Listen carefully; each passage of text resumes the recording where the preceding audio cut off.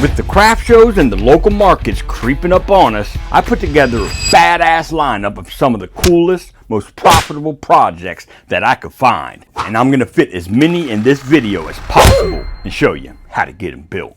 Let's go. Oh, and by the way, today's video is sponsored by nobody.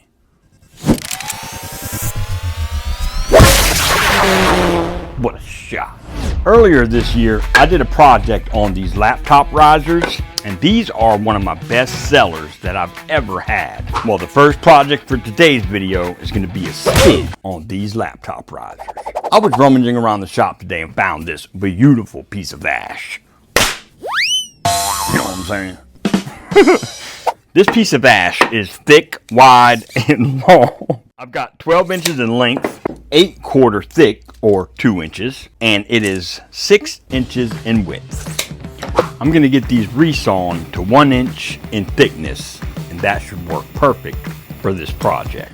You can make this out of 3/4 inch stock, but I would go no thinner than that. 1.5 inch would work best. We'll start by taking our speed square and marking out two 10-degree angles on the left and right side like a parallelogram. Now pivot your speed square up with that corner.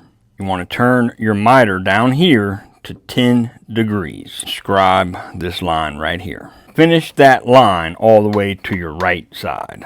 From that line we just made, follow the rake of this 10-degree angle here and pull down from that line 1.5 inches. Then do the same thing up here and connect these lines. From that mark we just made, we're going to come down another 1.5 inches at both sides of that line we just made.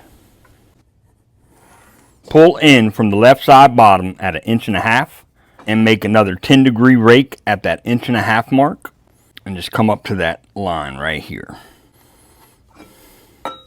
From this point here at that top mark we made, pull up 1.5 inches.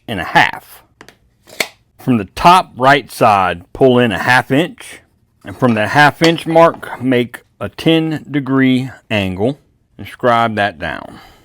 Okay, so we got the majority of our lines laid out that need to be cut. We'll go ahead and cut our two 10-degree miters on both of these sides. Plans will be available in the pinned comment. Now let's head over to the bandsaw, and we're going to get the very top line cut, and you'll be left with something that looks like this. So next, we'll go ahead and get this area here cleaned out.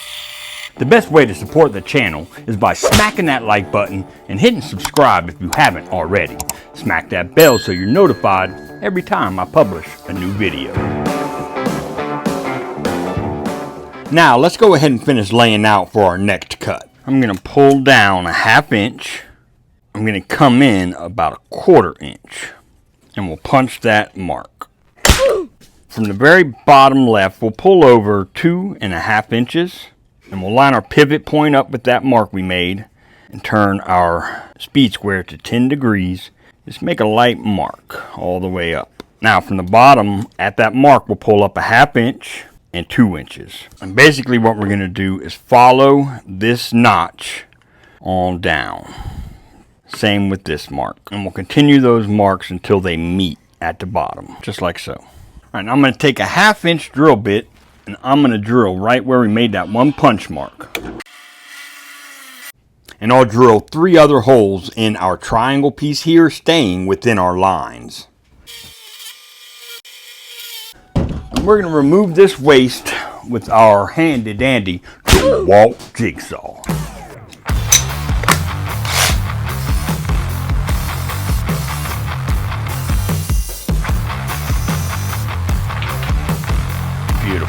Now it's just a matter of tracing this piece out on your next piece.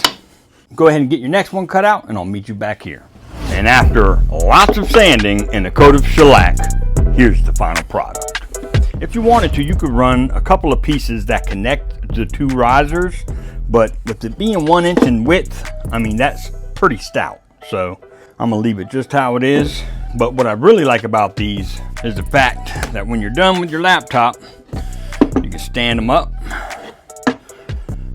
bang. How about that? Now that is cool.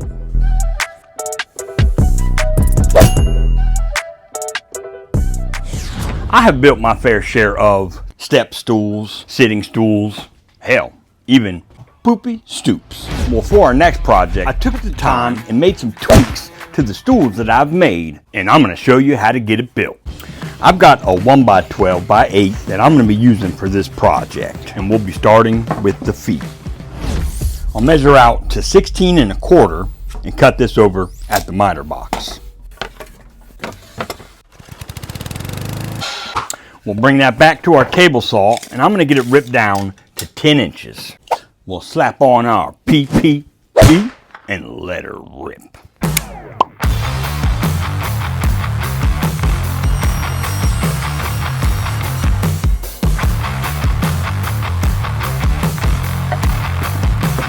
Now from the left and the right side on both ends, we're going to pull in 3 inches.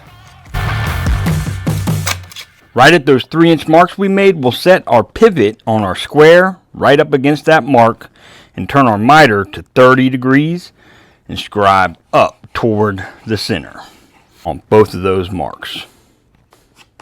And we'll be doing that on both sides. We'll get that clamped to our bench and we'll be cutting those marks with our jigsaw.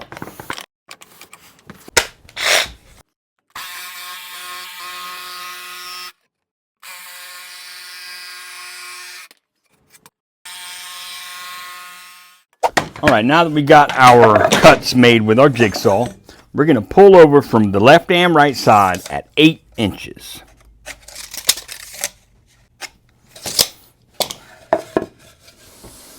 And we'll make those cuts at the miter box. We'll turn our bevel to 15 degrees and make that 8-inch mark our long point.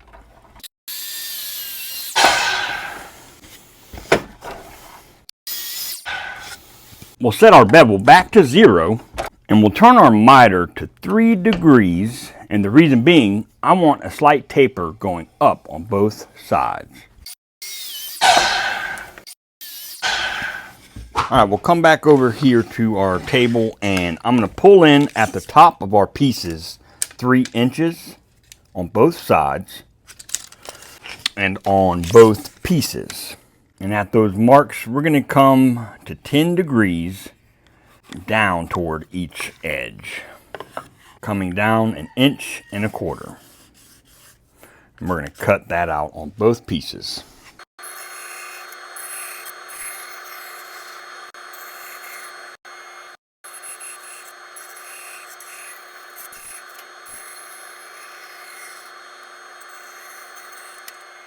We'll grab our 1x12 once again, and we're going to cut a piece down at 16 inches.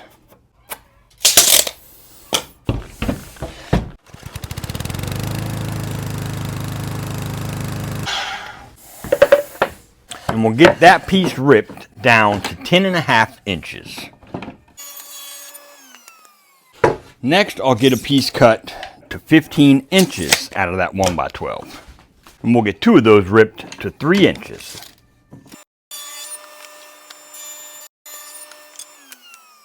And over here at the miter box, we're going to cut both of those long point to long point, 14 5/8 with 15 degree angles. Let me demonstrate.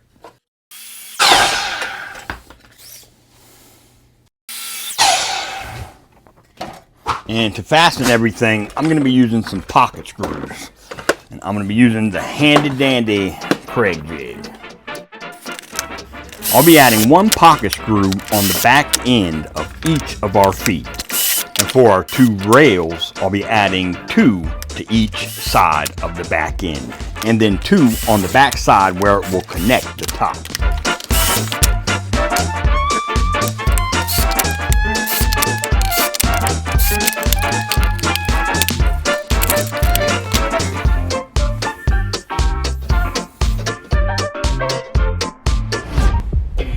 Add a dab of glue, add a dab of glue, add a dab of glue, add a dab of glue, add a dab of glue, add a dab of glue.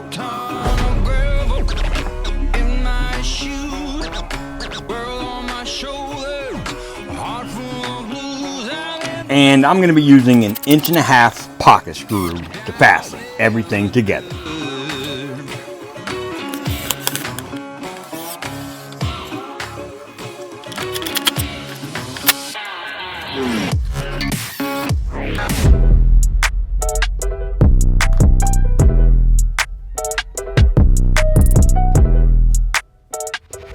Now, before y'all wind up in my inbox saying, why didn't I cut the 15-degree bevel on the feet?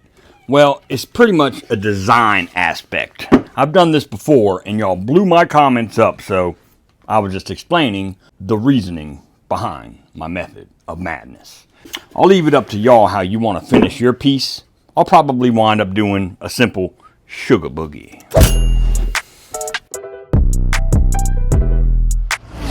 Our next project is literally one of the easiest projects that I've ever sold. And that is one of these multi-species shot glass holders.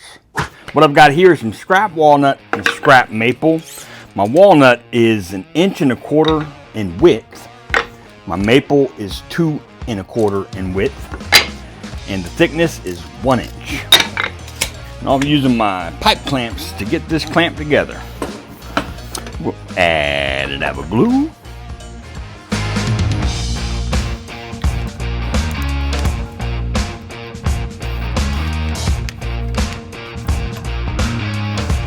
We'll let this dry up and I'll meet you back here.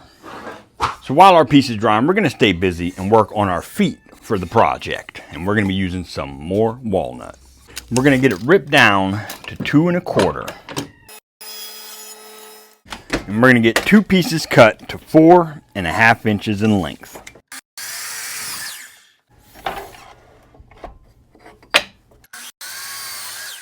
Over here at the table, I've got a 2-inch hole saw bit, and I'm going to come down from the top 1/2 inch, make a little tick mark, and then come in at the bottom 3/4 and make a little tick mark. I'll line up my bit with both of those marks and scribe a light line. And we're going to shape this at our bandsaw.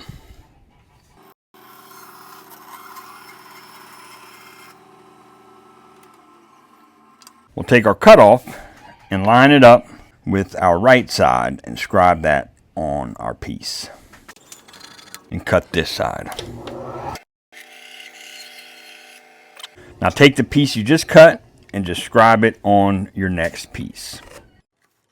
And cut this out as well. And we'll get those cuts cleaned up over here at our belt sander. Alright, now for the bottom of our feet, what I've done is cut a 2-inch circle out with that hole saw bit. And I'm going to come in from the bottom sides at 1/4 inch. Now I'm going to take and line up about 1/4 of this 2-inch circle, lining it up with those 1/4 inch marks I made, and scribing that line. And now this will come out.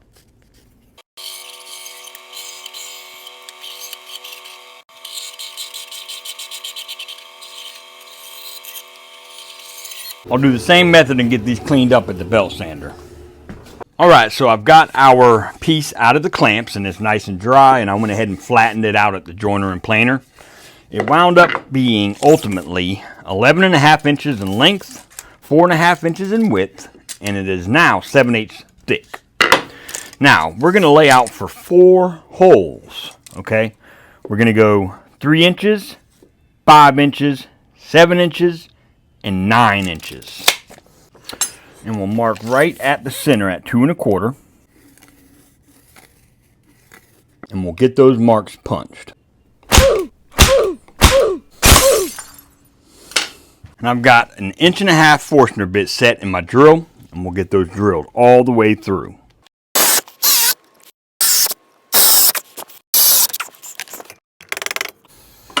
And we're going to be cutting a 1/4 inch deep dado. And I'll be using my crosscut sled to get these dados cut. And we're starting our dado 1/2 inch in off of both sides. Alright, I'm going to go ahead and get everything sanded down, and then we'll get this thing glued together. We'll add a dab of glue. You can give it a little rub joint and let it stiffen up a bit. We'll let this sit here and dry. And we're going to hit this with our favorite finish. The finish for dummies. Shalaka-laka.